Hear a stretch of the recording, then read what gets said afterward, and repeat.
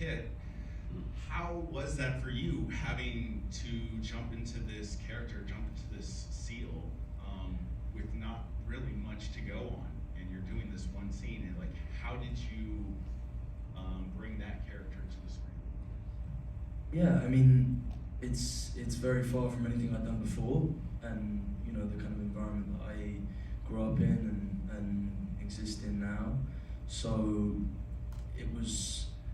we had a 3.5 week boot camp, which was kind of invaluable for us in terms of like forming a bond and forming a brotherhood with each other, and you know, doing all the technical stuff. And Ray and Shipwreck over here were both great teachers in terms of kind of teaching us the physical aspects, the training aspects, the type of vernacular that we might need to use.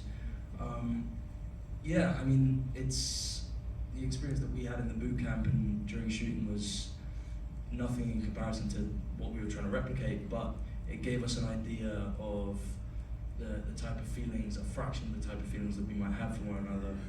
And yeah, I think that's probably the best way to put it. I picked up that you're the new guy, at least in that. So, you know, having that, like, facing that camaraderie, being the new guy in this, how did that impact your performance?